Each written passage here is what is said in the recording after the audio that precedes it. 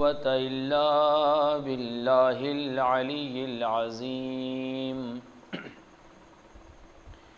أعوذ بالله من الشيطان الرجيم.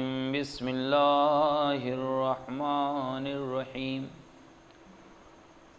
الحمد لله رب العالمين والعاقبة للمتقين والجنة للموحدين والنار للعاصين، والصلاة والسلام على أشرف الأنبياء والمرسلين سيدنا ونبينا وشفيع ذنوبنا وطبيب نفوسنا مولانا بالقاسم محمد وعلى آله الطيبين الطاهرين المعصومين المظلومين المنتجبين المنتخبين، لا سيما حجة الله على أرضه إمام زماننا هذا عجل الله تعالى فرجه الشريف، ولعنة الله على أعدائهم أجمعين. أما بعد فقد قال المعصوم عليه الصلاة والسلام: بسم الله الرحمن الرحيم. من مات ولم يعرف إمام زمانه مات میتة جاہلیہ. سوال پڑھیں.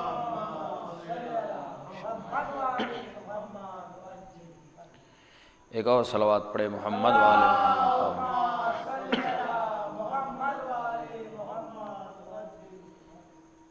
یہ مشہور حدیث کریمہ جس میں ارشاد ہو رہا ہے کہ من مات ولم یعرف امام زمانہ مات میتۃ جاہلیہ. جو بھی انسان اپنے زمانے کے امام کی معرفت کے بغیر مر جائے وہ انسان جاہلیت کی موت، گمراہیت کی موت مرتا ہے.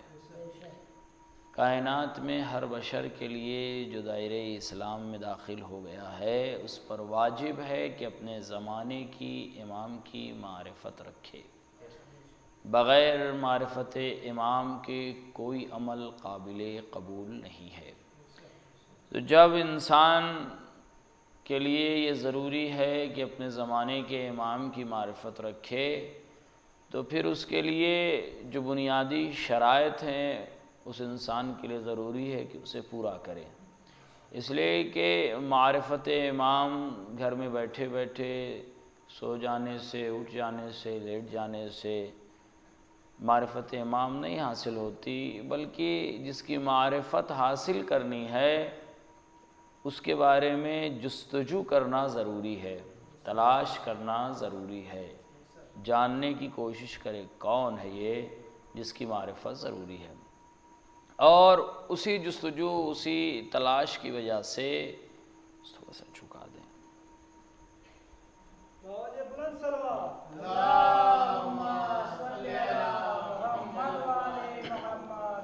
اسی جستجو اسی تلاش کی وجہ سے انسان اس منزل پہ پہنچتا ہے کہ جہاں کوشش کے بعد یہ پتہ چلتا ہے کہ تمہارا امام کون ہے. جتنا ہم اپنے امام کے قریب جائیں گے، جتنا اپنے امام سے ہم گفتگو کریں گے اتنے ہی زیادہ امام کی معرفت حاصل ہوگی. اور میں یہ متعدد بات عرض کر چکا ہوں کہ امام کی معرفت اور امام سے محبت کا مزہ تب ہے کہ جب انسان صرف خود دعویٰ یہ نہ کرے کہ میں امام کا چاہنے والا ہوں، امام کا ماننے والا ہوں، بلکہ امام اس کے لیے کہتے ہوئے نظر آئیں کہ یہ میرا چاہنے والا ہے. اب اس کے لیے ضروری نہیں کہ ہمارے کان سن سکیں کہ امام کہیں کہ یہ میرا چاہنے والا ہے. اس کی پہچان یہ ہے کہ امام ہمیں اپنا چاہنے والا شمار کرتے ہیں یا نہیں کرتے ہیں، ہمیں اپنے محبوں میں ہمارا نام امام لکھتے یا نہیں لکھتے ہیں. اس کے لیے یہ ضروری نہیں ہے کہ ہم کہیں کہ ہم آپ کے چاہنے والے ہیں تو امام پلٹ کے کہیں کہ ہاں تم بھی ہمارے چاہنے والے ہو اور امام کی اس آواز کو ہمارے کان سنے. نہیں، ہم کو یہ دیکھنا ہے کہ اگر ہم کہہ رہے ہیں کہ امام کے چاہنے والے ہیں تو کیا امام ہمیں مانتے ہیں کہ نہیں مانتے ہیں. تو اس کے لیے ضروری ہے کہ وہ عمل کریں جو امام کو پسند ہے.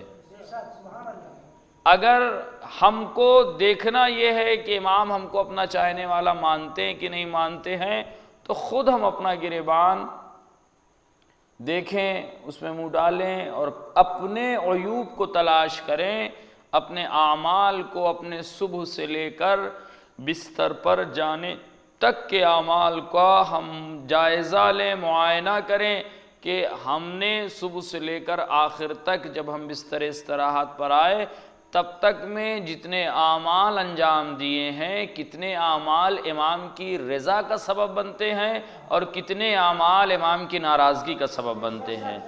اگر امام کی رضا کے اعمال ہمارے نام اعمال میں زیادہ ہیں، ہمارے ایام میں زیادہ ہیں، تو اس کا مطلب یہ ہے کہ ہم امام کے قریب ہو رہے ہیں.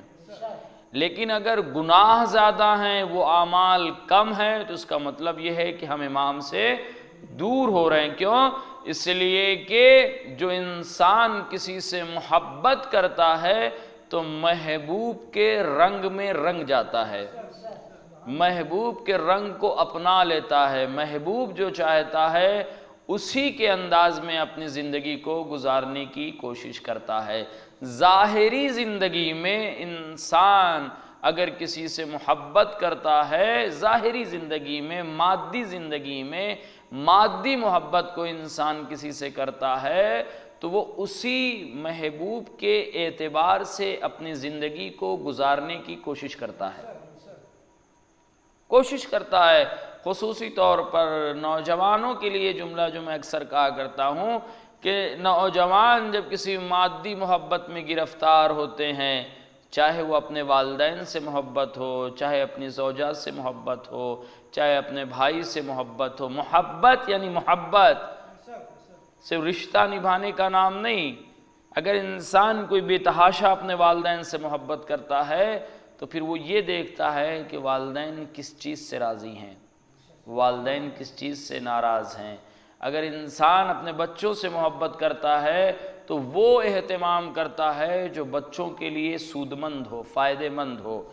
لیکن اگر محبت نہیں ہے لوگوں کے درمیان تو پھر ٹھیک ہے، رشتہ نبھایا جاتا ہے، جیسے چاہے ویسے زندگی چل رہی ہے. اور یہی چیز جب اور مادی محبت میں چلا جاتا ہے، کوئی نوجوان کسی سے عشق کرتا ہے، کسی سے محبت کرتا ہے تو ہر اس چیز کو پسند کرنے کی کوشش کرتا ہے، ہر اس چیز کو اپنے وجود میں لانے کی کوشش کرتا ہے جو اس کا محبوب اسے پسند کرتا ہے. یہاں تک کہ اس کے پسند کا لباس تک پہنتا ہے، یہاں تک کہ اس کے پسند کا کھانا کھانا پسند کرتا ہے.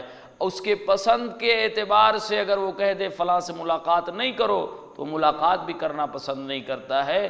تو جب مادی محبت کے یہ تقاضے ہیں کہ تمہارا محبوب جس لباس کو پسند کرتا ہے تم اس لباس کو پہنتے ہو، تمہارا محبوب جس کھانے کو پسند کرتا ہے تم اس کھانے کو کھاتے ہو، تمہارا محبوب جس سے دوستی پسند کرتا ہے اس سے تم دوستی پسند کرتے ہو، جس سے دوستی نہیں پسند کرتا اس سے تم بھی دوستی نہیں کرتے ہو. تو جب یہ تمہارا مادی محبوب اس چیز کا تقاضا کرتا ہے کہ تم اس سے محبت کرتے ہو تو جو میں چاہتا ہوں اس انداز سے زندگی گزارو.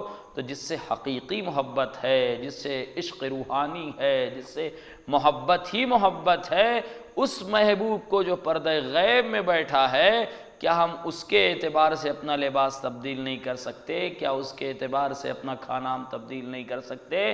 کیا اس کے اعتبار سے ہم اپنا دوست نہیں بنا سکتے؟ کیا اس کے اعتبار سے ہم اپنا دشمن نہیں بنا سکتے؟ شاید یہی وجہ ہے کہ ہماری زندگی کا مقصد ہی یہی ہونا چاہیے. کہا جاتا ہے کہ محبت تم اس سے کرو، دوستی تم اس سے کرو جو امام کو دوست رکھتا ہو، دشمنی تم اس سے کرو جو امام کو دشمن رکھتا ہو.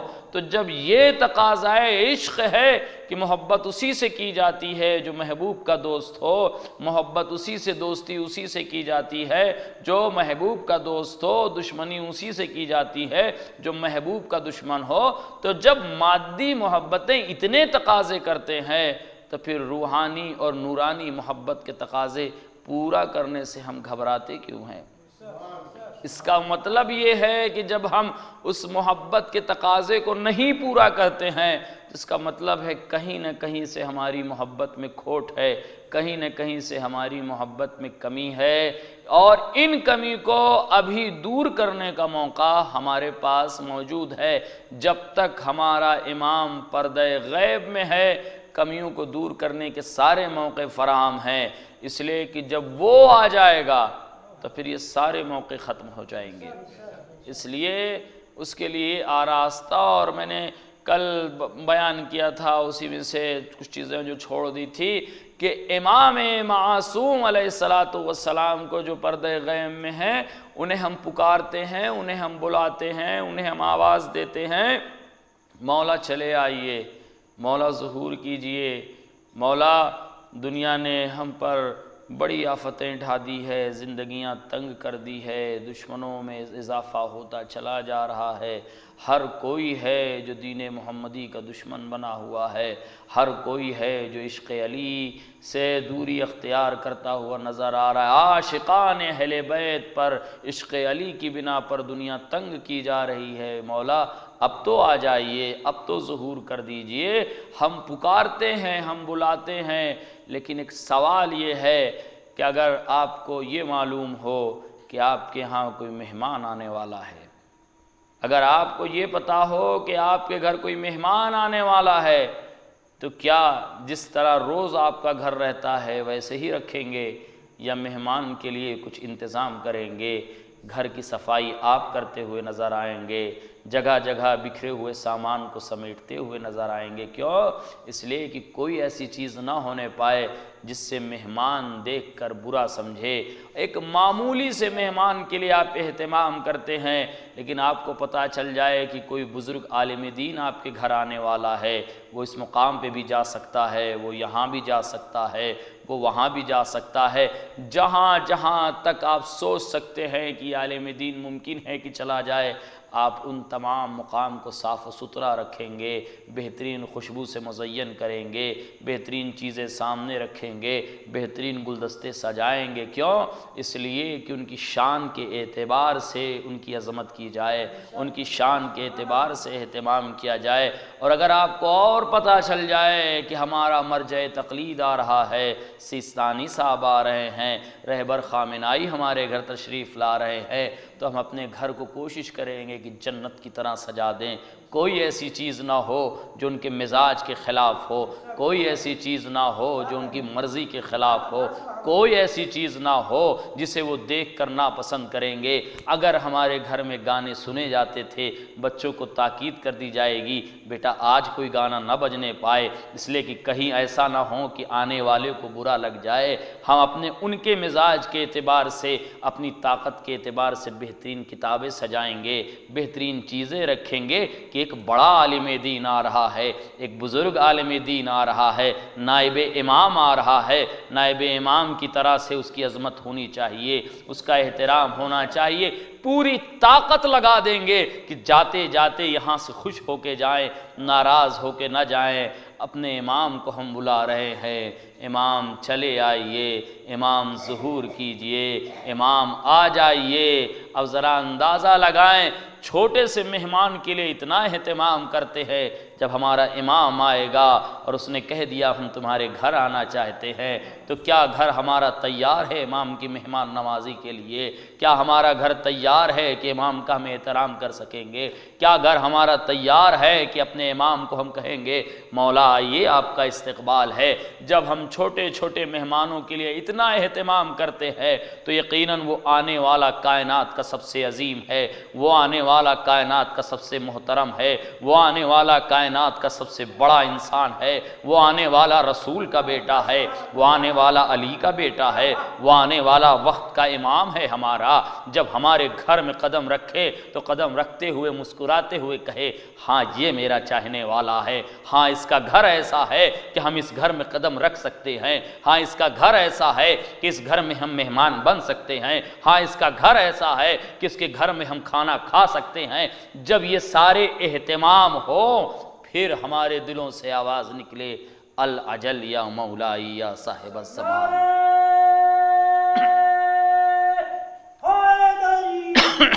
صلی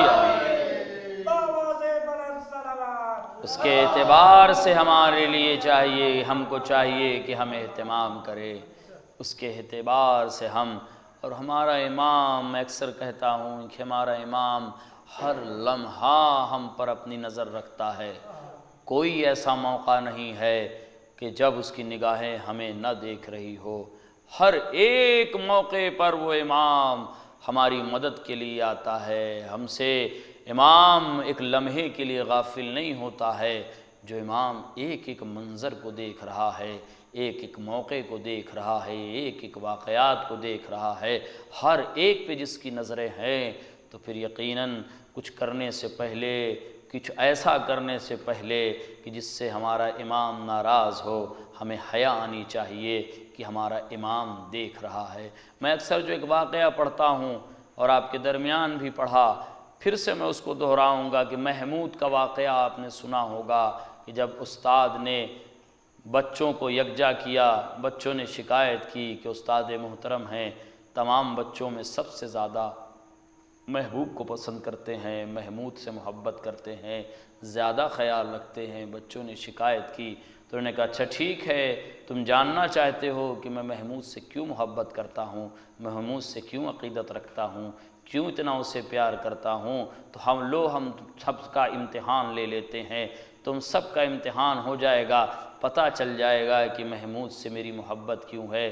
استاد نے کہا، ایک چھری دی، ایک پرندہ ہاتھ میں دیا اور کہا لے جاؤ اسے ایسی جگہ پہ ذبح کرو جہاں کوئی دیکھنے والا نہ ہو، جہاں کوئی دیکھنے والا نہ ہو. تمام بچے گئے، کسی نے دروازہ بند کر کے کمرے میں اس کو ذبح کر دیا، کسی نے کہیں مقام پہ ذبح کر دیا، کسی نے کسی مقام پہ ذبح کر دیا. سب ذبح کر کے استاد کے سامنے لے کر حاضر ہوئے. محمود کو تھوڑا تاخیر ہوئی. جب کچھ دیر کے بعد محمود آتا ہوا نظر آیا، لڑکے ہنسنے لگے، کھلکھلانے لگے. استاد محترم، جس محمود سے آپ اتنی محبت کرتے تھے، آپ کے حکم کو اس نے پورا نہیں کیا، وہ دیکھیے پرندہ زندہ لے کر آ رہا ہے. استاد نے کہا ذرا ٹھہرو، محمود کو آنے دو، اس سے سوال کریں گے کہ بیٹا تم نے میرے حکم کو کیوں نہیں مانا؟ تمہارے دوستوں نے مانا ہے، تمہارے دوستوں نے ذبح کر کے پرندے لے کر آئے ہیں، تم نے میرے حکم کو کیوں نہیں مانا؟ استاد کے سامنے محمود پیش ہوا. استاد نے پوچھا یہ بتاؤ کہ تم نے پرندے کو ذبح کیوں نہیں کیا؟ تمہارے دوستوں نے تو ذبح کر دیا تھا. محمود نے کہا استاد محترم، آپ نے کہا تھا کہ اس پرندے کو ایسی جگہ ذبح کرنا جہاں کوئی دیکھنے والا نہ ہو، جہاں کوئی نظر کرنے والا نہ ہو. استاد نے کہا کیا تمہیں کوئی ایسا موقع نظر نہیں آیا، کوئی ایسی جگہ نہیں نظر آئی؟ یہ اپنے کمرے میں ذبح کر کے لے کر آیا ہے، یہ پہاڑ کے پیچھے ذبح کر کے لے کر آیا ہے، یہ کسی اور مقام پہ ذبح کر کے لے کر آیا ہے. کیا تمہارے گھر میں کوئی کمرہ نہیں تھا؟ کیا کوئی اور پہاڑ تمہیں نظر نہیں آیا؟ کیا کوئی جگہ تمہیں نظر نہیں آئی کہ جہاں پر تم اسے ذبح کرتے؟ وہ کہتا استاد محترم میں بھی کمرے میں گیا، میں بھی پہاڑ کے آس پاس گیا کہ کوئی موقع نظر آ جائے، کوئی مکان نظر آ جائے جہاں کوئی دیکھنے والا نہ ہو. لیکن اے استاد محترم، میں جہاں گیا ایک دیکھنے والا وہاں مجھے دیکھ رہا تھا، ایک دیکھنے والے کی نظریں مجھ پہ تھی. ایک مرتبہ محمود سے پوچھا استاد نے، میرے لال، میرے بیٹے، کیوں تم نے ذبح نہیں کیا ہے؟ کون تھا جو تمہیں دیکھ رہا ہے؟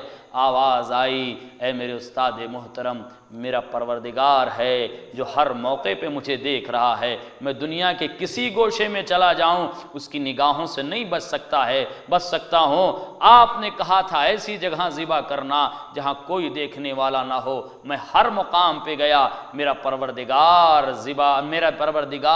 اس کی نگاہیں مجھے دیکھ رہی تھی، اس لیے میں ذبح کر کے نہیں لایا. اب ذرا اندازہ لگائیں، ایک چھوٹے سے بچے کی معرفت یہ ہے کہ اسے معلوم ہے کہ پروردگار ہر جگہ دیکھ رہا ہے. تو جب ہمارا عقیدہ یہ ہے کہ ہمارا امام ہمیں ہر لمحے دیکھ رہا ہے، ہر مقام پہ دیکھ رہا ہے، دنیا کی کسی گوشے میں چلے جاؤ امام کی نگاہوں سے نہیں بچ سکتے ہو، امام دیکھ رہا ہے، تو پھر ہمارے اٹھتے ہوئے قدم پہ ہمیں غور کرنا چاہیے کہ یہ قدم اٹھتا ہوا کہاں جا رہا ہے؟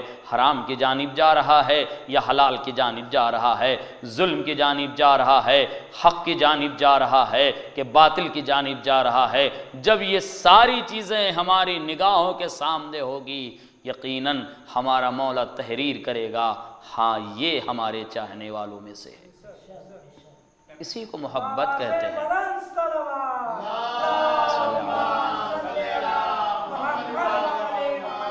اسی کو محبت کہتے ہیں، اسی کو عشق کہتے ہیں۔ یہی محبت کا تقاضا ہے کہ ہر لمحہ ہماری فکر پر ہمارا وقت کا امام ہو، ہمارے ہر اٹھتے ہوئے قدم کے پیچھے ہمارا امام ہو، ہر لمحہ یہ خیال رہے کہ کوئی ہے جو مجھے دیکھ رہا ہے، کوئی ہے جس کی نظریں مجھے دیکھ رہی ہے، کوئی ہے جو ہمارے اعمال پر گواہ ہے، کوئی ہے جو ایک ایک پل جس کے سامنے ہمارا ہے، کوئی ہے جس کے ہاتھوں میں وہ قلم ہے جس کی وجہ سے وہ تحریر کرے گا کہ یہ ہمارا چاہنے والا ہے یا نہیں ہے۔ اور اگر اس نے ایک بار لکھ دیا کہ ہاں یہ میرا چاہنے والا ہے، دنیا بھی سنور جائے گی، آخرت بھی سنور جائے گی، کیونکہ ان کا ہو جانا، ان کے ہو کر ان کے لیے زندگی گزارنا ایک کمال ہے، ایک کمال ہے۔ کربلا والے اس لیے بلند ہیں اور کربلا والے آج تک اس لیے احترام کے لائق ہیں کہ یہ لوگ حسین کے ہو گئے تھے، اپنی زندگی کو مولا حسین پر وار دیا تھا، اپنی زندگی کو امام حسین پہ قربان کر دیا تھا۔ کیوں؟ اس لیے کہ یہ جانتے تھے کہ امام کا ہو جانا کمال ہے، امام کا ہو جانا منزل کمال تک پہنچاتا ہے۔ اور ایسا امام کے ہوئے کہ ہر کوئی چاہتا تھا کہ اپنی جان کو امام پر قربان کر دے، ہر کوئی چاہتا تھا کہ اپنی روح کو امام پر قربان کر دے۔ اور میں مسلسل بیان کر رہا ہوں کہ یہ صرف مردوں میں نہیں، عورتوں میں بھی یہ جذبہ تھا کہ ہماری جانیں قربان ہو جائیں امام پر، عورتوں میں بھی یہ جذبہ تھا کہ ہمارے آغوش کے پالے قربان ہو جائیں امام پر۔ ہر کسی کے دل میں معرفت امام تھی، لیکن ان تمام خواتین کے درمیان ایک معصوم سی بچی بھی ہے جس کا نام سکینہ ہے۔ کون سکینہ؟ دختر حسین سکینہ، مظلومہ سکینہ، 4 سالہ یا 6 سالہ بچی سکینہ، جو اپنے بابا سے بہت محبت کرتی ہے، جو اپنے بابا کے بغیر سکون نہیں پاتی۔ مسلسل میں یہ مصائب، چونکہ یہ ایام شہادت جناب سکینہ سلام اللہ علیہا کے گزر رہے ہیں، 10 صفر جناب سکینہ کی شہادت ہے، پھر چہلم قریب ہے، امام حسین کو جناب سکینہ کا پرسہ دینا ہے۔ وہ بی بی جو قید شام میں آرام کر رہی ہے، ملتا یہی ہے کہ یہ 4 سالہ بچی جب حسین مظلوم رخصت آخر کے لیے آئے، اکثر میں یہ کہتا ہوں، جب رخصت آخر کے لیے آئے دامن کو تھام لیا، بابا سکینہ کو کس کے سہارے چھوڑے جا رہے ہیں؟ بیویوں کے حلقے سے حسین مظلوم گزر گئے، ادھر حلقے سے گزرے، ذوالجناح کے قریب آئے، بہن نے بھائی کو سوار کیا، ذوالجناح سے حسین گفتگو کر رہے ہیں، اے میرے نانا کے سواری لے چل مجھے مقتل کی جانب۔ ذوالجناح آگے نہیں بڑھتا۔ حسین مظلوم نے کہا میں جانتا ہوں تو بھی تھک گیا ہے، میرے ساتھ لاشوں پہ لاشیں اٹھا کے لایا ہے، لیکن حسین وعدہ کرتا ہے کہ یہ آخری سواری ہے، اس کے بعد دوبارہ حسین تم پہ سوار نہ ہوگا۔ ذوالجناح آگے نہیں بڑھتا۔ حسین مظلوم نے کہا حسین تم سے کہتا ہے کہ مجھے مقتل تک پہنچا دے پھر واپس نہ لانا۔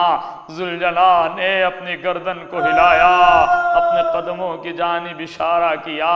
حسین مظلوم نے جھک کے دیکھا، سکینہ قدموں سے لپٹی ہوئی آواز دے رہی ہے، میرے بابا کے ذوالجناح، میرے بابا کو مقتل نہ لے جانا، اس لیے کہ جو بھی مقتل گیا زندہ واپس نہیں آیا۔ حسین ذوالجناح سے اترے، سکینہ کو آغوش میں لیا۔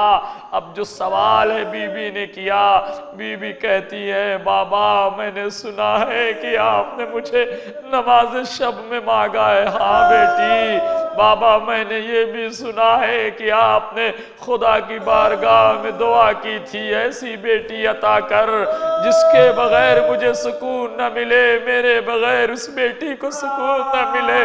ہاں سکینہ یہ بھی سچ ہے بابا، بس اتنا بتا دیجئے آج کے بعد سکینہ کہاں سکون پائے گی؟ بابا آپ کو معلوم ہے سکینہ کو آپ کے سینے پہ نیند آتی ہے۔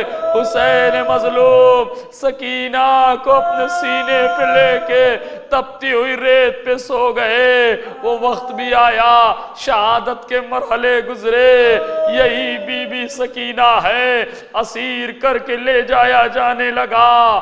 جب اسیری کی کیفیت ہے، شہزادی سکینہ ہے، بچی اتنی چھوٹی ہے کہ ناقے پہ سنبھل نہیں سکتی۔ مورخ کہتا ہے یہ بچی بار بار ناقے سے گر جایا کرتی تھی۔ ایک مرتبہ چلتا ہوا قافلہ ٹھہر گیا، کیوں؟ اس لیے کہ وہ نیزہ جس پہ حسین کا سر تھا وہ زمین میں دھس گیا۔ ایک مرتبہ شمر آگے بڑھا، حسین آگے بڑھو، حسین مظلوم کا سر ہے جو آگے نہیں بڑھتا۔ ایک مرتبہ درے لے کر سید سجاد کے قریب آیا، سجاد اپنے بابا سے کہو کہ آگے بڑھے ورنہ دروں سے تمہارے پشت کو چھلنی کر دیں گے۔ سید سجاد نے ہاتھوں کی ہتھکڑیاں سنبھالی، پیروں کی بیڑیاں سنبھالی، امام کے سر اقدس کے قریب آئے، بابا اب سجاد میں درے کھانے کی طاقت نہیں، بابا سجاد میں درے کھانے کی طاقت نہیں، بابا آگے بڑھئے۔ سجاد کیسے آگے بڑھوں، میری سکینہ پیچھے رہ گئی ہے۔ زینب حلیہ مقام بڑھی، سکینہ میری لاڈلی سکینہ کہاں ہو، آواز دو۔ زینب ڈھونڈتے ڈھونڈتے اس مقام پہ پہنچی جہاں سکینہ شہزادی سکینہ موجود تھی۔ کیا دیکھا؟ ایک برقع پوش معظمہ ہے جو سکینہ کو اپنی آغوش میں لیے پیار کر رہی ہے۔ زینب علیہ مقام نے دیکھا، سلام کیا، جواب سلام ملا، جھک کے زینب علیہ مقام نے سکینہ کو سینے سے لگایا، آواز دی، بی بی آپ کون ہے جو میری بچی کو پیار کر رہی تھی؟ اس لیے کہ بعد شہادت حسین اس بچی کو کسی نے پیار نہیں کیا، جو بھی ملا کسی نے تماچے مارے، کسی نے گوہر چھینے، کسی نے تازیانے لگائے۔ ایک مرتبہ برقع پوش معظمہ نے آواز دی، زینب میں تمہاری ماں زہرا۔ زینب علیہ مقام نے تڑپ کے آواز دی، اماں اس وقت کہاں تھی جب آپ کی کمائی لٹ رہی تھی؟ اماں اس وقت کہاں تھی جب سر حسین جدا کیا جا رہا تھا؟ اماں اس وقت کہاں تھی جب ہمارے سروں سے چادریں چھینی جا رہی تھی؟ اماں اس وقت کہاں تھی جب سکینہ کے کانوں سے در چھینے جا رہے تھے؟ زہرا نے آواز دی، میری لاڈلی تمام منظر میری نگاہوں کے سامنے ہے۔ ماں بیٹی گلے لگ کے روتی رہی، ہائے اماں بھیا مارا گیا، سکینہ یتیم۔